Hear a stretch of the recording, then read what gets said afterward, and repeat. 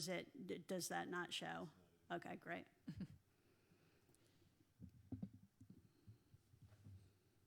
I feel special being on the stage. Okay, good afternoon. Happy lunch hour. Welcome to our Lunchtime Live series where we get a chance to sit down with community leaders and mostly people from other nonprofit organizations and give them a chance to tell a little bit of their story, what their organization does to contribute to this wonderful town we live in, what their challenges are right now. And each week we've picked out a different theme, and this week we are focusing on the history of this incredible town, which is such a central part of life in Saratoga Springs. So kicking it off this week, we have Samantha Bosshart, who is from the Saratoga Springs Preservation Foundation. And Samantha, I have known you casually in the community for years now, and this is a wonderful opportunity for me to find out a little bit more about what goes on in your day-to-day life and how the Preservation Foundation is contributing to making this town so beautiful. So welcome to the Caffe Lena stage. Have you been on this stage before? I have never been on the stage, so I feel very special. I feel like it's such an important part of our community's history is this stage and this building, and the work that you guys have done to preserve your building is just something we recognized, and we're so fortunate that you're still here after 60 years and celebrating. Yeah, certainly retaining some of that essence of the old space. I can attest to how important that was for creating just continuity in what's happened here, because certainly there were very grand changes to this building, and it could have felt like a strange place to people when they came in. But instead, because of that continuity and preserving our history, we were able to make it feel like an exciting place rather than a strange place. And that has really helped Caffe Lena take off in a couple of years since. So I would love to know more about what the Preservation Foundation does and what's your role in this community. The Saratoga Springs Preservation Foundation was started in 1977, and it was at a time when Saratoga didn't look like it does today, which I'm sure you're well aware of with Caffe Lena's history. It was formed as a outgrowth of the Saratoga Plan for Action. And the Saratoga Plan for Action was a group of community and business leaders that decided in the early 70s that they wanted to ensure the vitality of the downtown of Saratoga Springs. And they recognized there were lots of different parts to that. And one of those parts was rehabilitating and restoring the historic buildings of downtown. And so as part of that, our organization was formed as an independent organization to oversee a grant program that provided funding to building owners to encourage them to rehab their buildings, bring them up to code, and to preserve them. So in exchange for a grant, the foundation would then receive a preservation easement, meaning that any changes for the next 25 years to the exterior of their building, they would have to be approved by our organization. And so that's where we started. And we were initially funded by the city, and they wanted it to be independent from the business community as well as the city. And and we still are an independent voice for advocating for the preserving of our architectural and cultural and landscaped history. And we do that through a variety of ways. We do it through education, technical assistance, restoration, and advocacy, education, technical assistance, and restoration. Those are the sort of the pillars of our organization. And so over the years, we've been involved with expanding the local historic districts, which are the parts of the city that really provide the protection for ensuring that our buildings are preserved. We have worked on restoring the Spirit of Life in Spencer Trask Memorial in Congress Park. Which is a fountain and statue that is kind of expresses the core spirit of Saratoga. Yes. As actually many people don't know, was designed by Daniel Chester French and Henry Bacon, who designed the Lincoln Memorial. And so it's nationally significant. And not only did we restore it once, but we had to restore it twice, once in the 80s and most recently in 2015 as part of the city's centennial. We've been most recently involved with helping the First Baptist Church restore their most endangered stained glass windows. And we've been involved with other buildings in town. But then a large part of our role is when people want to make changes, whether that be to their existing building, to the exterior, or build a new building, or demolish a building. We are an independent voice that advocates for best preservation practice before the city's land use boards. So what did let's say those core blocks of downtown Broadway and Saratoga Springs, what did they look like in 1977 compared to what they look like now? They looked a lot different. And it wasn't just the foundation's grant. I will say it was the community leaders and building owners that invested that made it a success. But they had a lot of insensitive alterations over the years. So, for example, the Ainsworth building, which is where Mengus and Curtis is, it was painted several different colors and had some of its beautiful original windows removed to have like big square storefront windows put in, and a lot of inappropriate large sort of 60s roadside sort of signage, and just it was a lot of it was vacant. A lot of the upper floors were vacant. They weren't seeing any use. So that investment sparked a lot of redevelopment in downtown. Yeah, and so has the Preservation Foundation had a role in the preservation of individual homes, houses? Because one of my favorite things to do in Saratoga is to just take a walk up and down the blocks on the east side, and every single house is fascinating to look at. Well, I would love to say that we get to take credit for a lot of that, but unfortunately we don't. And in the early days, we helped in a way that, for example, the Union Avenue Historic District, that Grand Street, you have to imagine that back in the late 70s that Skidmore moved their campus and they left almost 90 historic buildings vacant. And our organization made sure that it was listed on the National Register of Historic Places, which then made it eligible for rehabilitation tax credits, which then was a financial incentive for people to rehab those buildings, especially at a time when many of them were on a central heating system and had been subdivided into college uses, whether it be offices or apartments or dorms. And so that in a way helped to preserve those buildings. The same with Franklin Square. That was another area in the early 80s who benefited by the federal tax credits.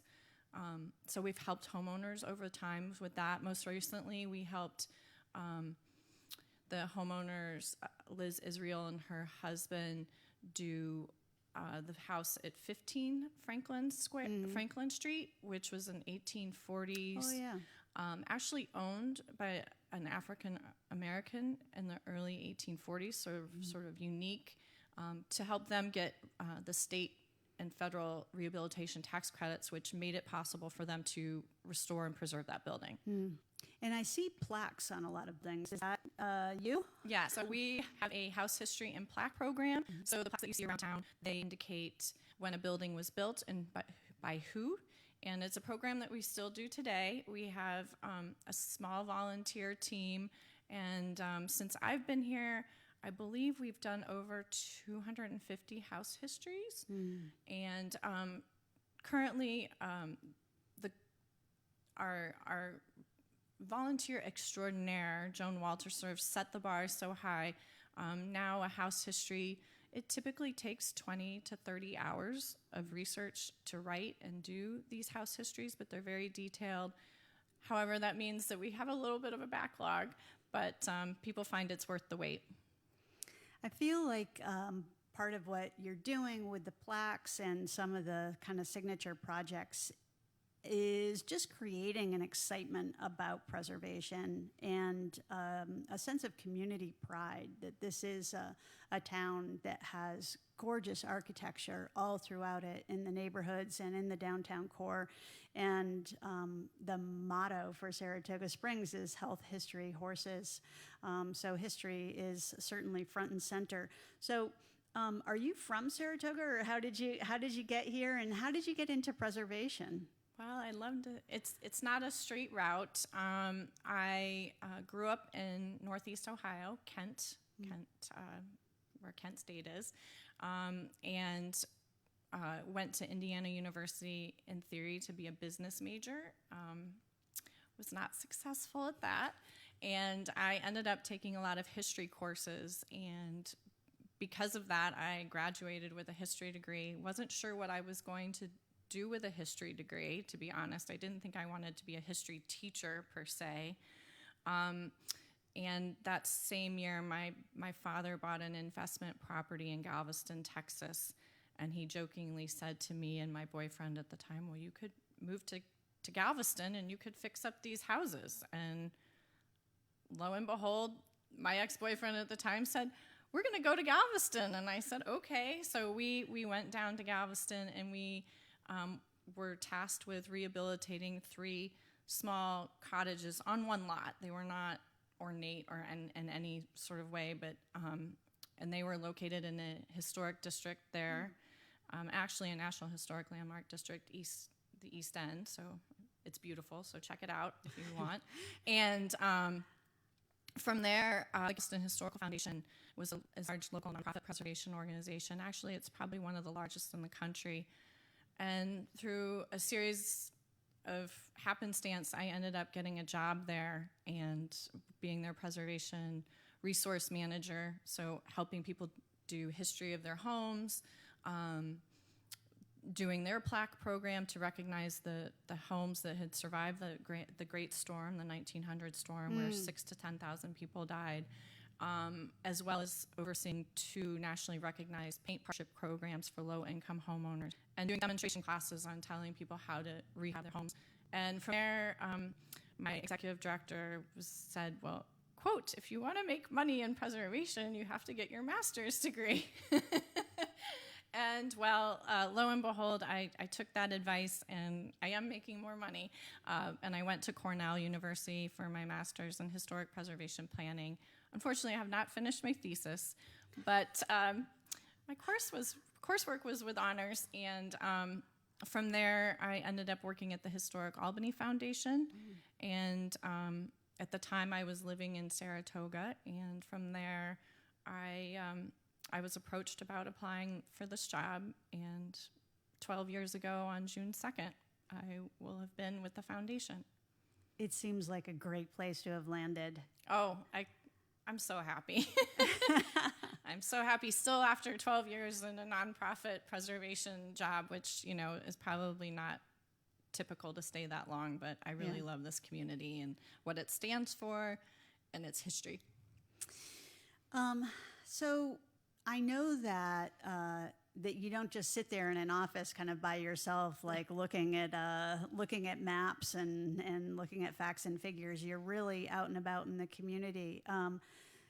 Talk a little bit about the organizations that you work with. It seems like you could be allied with the arts, or you could be allied with maybe like kind of land management and open space, social services. How does this all fit into the landscape of Saratoga nonprofits?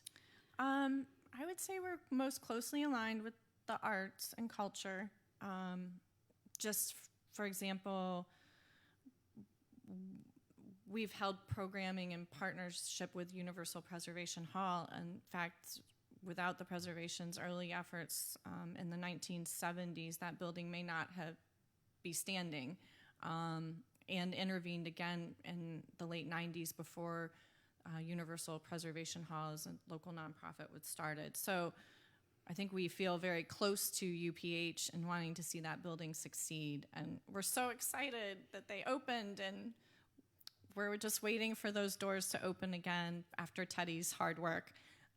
Yeah, not too many organizations get to have a double grand opening. I know, right? And she will take advantage of a double. Grand and grander. She will, which is great. And then we recently have partnered with the Children's Museum, and we've done a second grade program where we do a tour of downtown and Franklin Square, sort of giving some basics about different types of buildings, whether it's government, commercial, residential, how they all work together, and then some basics about architecture and sharing a little bit of our history. And the kids just love the most not noticed, I didn't say that well, the unnoticed carriage steps that are often around town. You know, once you point them out and you say, oh, that's a carriage step, the kids were like, oh, there's another one. So that's been another partnership. We've partnered with the National Museum of Racing to exchange benefits because we work so closely with preserving the Saratoga Racecourse. We are the only entity to provide a local advisory opinion for the New York Racing Association's capital improvements at the track. And many people don't realize that there's 200 historic buildings at the track and 350 acres. Yeah, the track does have a very historic feel to it. It really feels like you're stepping back in time when you're over there. And it is the longest, what is it, the oldest sports venue in the country. Yeah. So, which is another reason why I love my job. Who hates to have to go walk around and at the track. So there's that, and then we often partner and try and cross promote with the Saratoga Springs History Museum. I mean, Jamie has, or the museum, thanks to Jamie, who shares it very well, that George S. Bolster collection, which provides so much insight into what used to be here and what the buildings look like, and has been a valuable resource for us and for property owners as they undertake projects. Mm-hmm. So those are just some of them. Why don't we build buildings that look like buildings did 150 years ago? Well, this is probably one of the biggest challenges with preservation. We want buildings to be a statement of their own time. So we don't want a faux historic building, sort of like Disneyland, even though we have a Saratoga Springs Disneyland. Literally. Literally. So we want buildings to sort of take cues or be respectful of the buildings around them, but for people to know that that's when it was built when it was, and to have its own story. And I think you can tell when buildings were built through time because of their architecture, and I think it helps to tell stories. And I think if we made it all look the same, our history wouldn't be nearly as varied or interesting.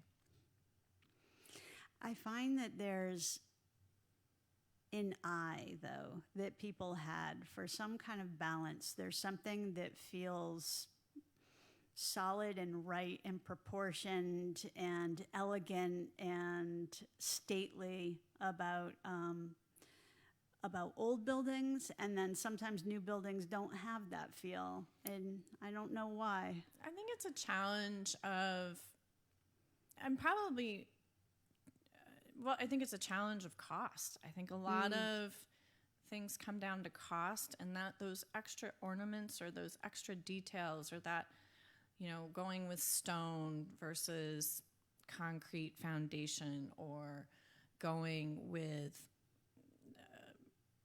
slate versus asphalt compositions, shingle. I think cost is a big challenge, and unfortunately I don't also think there's as many craftsmen, like true craftsmen, as easily available to those who are building new buildings. Mm-hmm. Craftsmen, it's a real issue in the preservation field that there's not a lot of people that know how to do all of those specific trades like plaster, detailed woodworking, masonry. stone repair, window restoration, which is, for those of you who know me, that's sort of one of my big things. Is windows are the eyes of the building, and they're really important character defining features, but there's not a lot of people that are out there to restore them.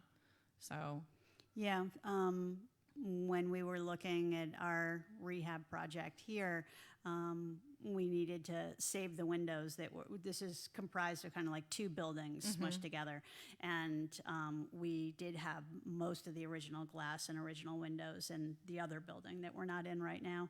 And we found somebody in Cambridge kind of working out of their barn who was able to restore those windows. And when anybody walks into my office, which is where those windows are, it's one of the first things they comment on. They see it right away.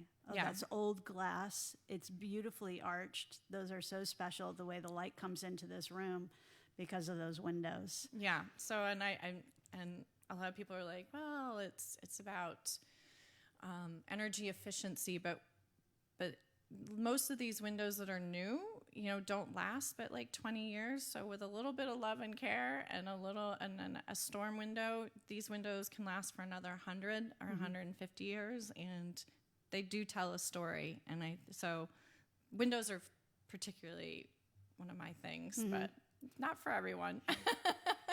And then the other thing that was interesting to me when we were doing this project was there is a bump up. We're on the second floor here, and we needed to have an elevator to bring people in for convenience and ADA compliance and everything.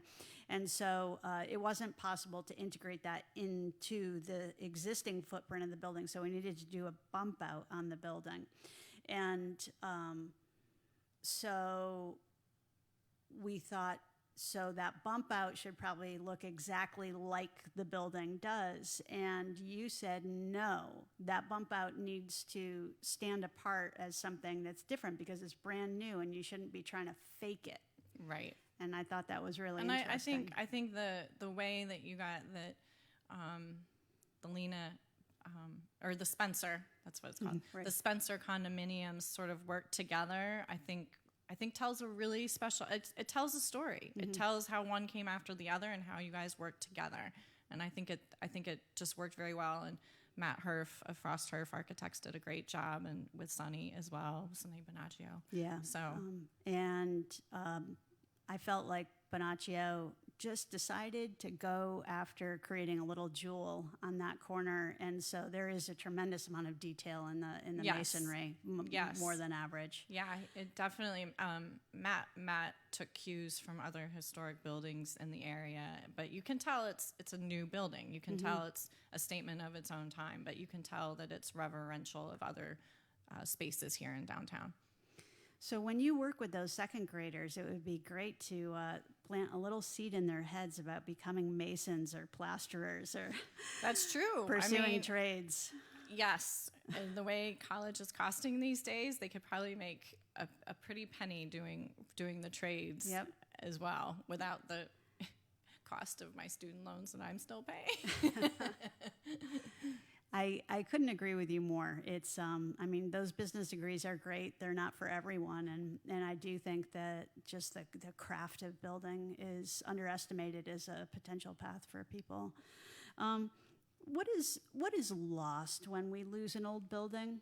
To me, I think buildings tell stories, and they give us a perspective of where we came from and how we've developed. You can see it so easily in Saratoga from one of the oldest commercial buildings is where Starbucks is, and built in the 1840s. It's a very simple building. And then as you can tell over time, the buildings became more ornate, and you can tell that. And you can tell that there was a wealth. Look at the Adelphi Hotel, sadly, the only hotel that sort of, in it, Saratoga is one of the older hotels, but one of the older hotels that has the grand porch. But it's hard. We lost with the demolition of the Grand Union Hotel, which took up the whole block where Banana Republic and Gap and that whole section was, I mean, that was a 6-story hotel that could accommodate 2,000 guests, and had its own like private park in the back. And same with the United States Hotel. We've lost sort of the fact that we were we're a destination now, but can you imagine having one of the world's largest hotels in this town? So I think when you lose buildings, you lose part of your history and where we came from and where we're going. And we went from Franklin Square on Franklin Street. Those are where the first wealthy residents lived in those Greek revivals. Mm-hmm. But then obviously as wealth and time changed, people moved to North Broadway and then to Union Avenue. And you can just see that. You can tell where the working class people lived on the west side because their homes are simpler, but they all tell stories. And I think that's what's so important about our buildings and preserving it. Mm-hmm. Is that what inspires you? Is the opportunity to reveal the story behind the facade, or what is it?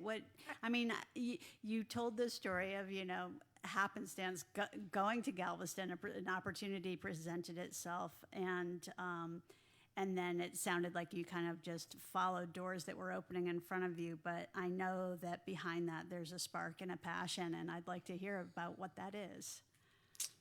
I would say it's just architecture and photographs and stories and history have just always been a part of how I was raised. Mm-hmm. So I think it's just something that I genuinely value. Yeah. When I was a little girl, I grew up watching reading the books, and then they came to life on the mm-hmm. screen. Little House on the Prairie. Yeah. And I have always wanted to turn back the hands of time and live in the olden days. It sounds good when we were kids, but I'm not sure we would agree with it with all the hard work that went with it, right? So I wound up in kind of my dream place, which is an 1830s farmhouse out in Washington County, with no other houses in sight and on open land and so forth. And it had been my plan to farm.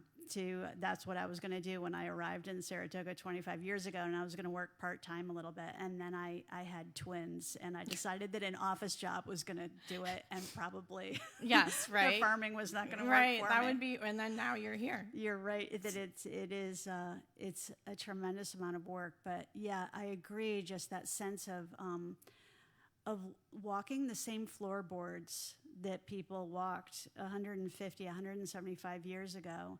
And you think about all the things that have happened inside these four walls. This was a building that was originally created to be a boarding house. Right. And then didn't a construction mm-hmm. company also was here? It did. Case.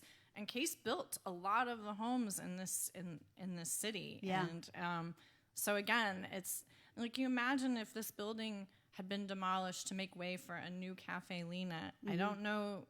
I feel like the history and the story wouldn't quite be the same. It's when you look at, even if you just take just the history of this organization itself, you look at those bricks right there and where that little chimney pipe went in and so forth, and you can look at a picture that was taken in 1960 and you see those same bricks behind those performers, and it's just ghostly. It's fascinating. Yeah. I mean, I think that's why, to me, it's passionate. And mm-hmm. like the Saratoga race course, I mean, to think that in 1847, harness, it's sort of as part of fairs, that the trials and trials of speed and strength of horses is where that all started, and that the original track is not on where it is now. It still exists where the original farm buildings were, and you know how that all evolved over time. It's just really special, and I think that's why I feel passionate about it. So, and then just need to wrap up, but just crashing forward now to 2020, and the first global pandemic that we've experienced. Hopefully our only one. For more than 100 years. And it must have affected your work in some way and your organization. So please just wrap up by talking a little bit about that. We've stayed busy. I have a full-time staff of 2. That's me and one other person, Nicole, and a part-time admin and our bookkeeper. And we've been fortunate to be able to keep everybody on staff because we haven't slowed down, thankfully. What was probably the biggest adjustment for us is that our largest annual fundraiser is the Historic Homes Tour. And that takes place on the Saturday of Mother's Day weekend. And to kick off that event, we do a porch party the Thursday before. And we were obviously not able to host the porch party or the Historic Homes Tour. So we've postponed that, but we did a virtual porch party, and we had Rich Ortiz perform, and people just encourage people to order takeout and to support our local businesses and give them an excuse to sort of listen to music. And I shared about why porches were so important to our community and a little bit of history about where the porch party was supposed to be. And we were really surprised by the turnout, and I think the video now has 8,000 views. Oh, wow. And it was great because the other thing that we did, or that I'd like to say thanks to the board, is to encourage people to participate by sending photos of them making a toast to preservation. They they felt it was important to give back to the business community who has supported us over the years. So bought lots of gift cards from all the local restaurants and businesses to sort of as giveaways. Fantastic. Including one to you guys and a lot of others. And so we are thinking about doing another virtual porch party. We haven't set the date, but we're thinking in June, just to sort of keep the momentum, help people remind them that we're still there, and we're looking forward to when we can do our events in person. But we will also be doing our Preservation Recognition Awards that normally would be in person in our annual meeting, but we're going to have to award them virtually. We'll probably be announcing them throughout the month of June. There's so many great projects to highlight over the past year, so we're excited about that. And honestly, advocacy is still really strong and important.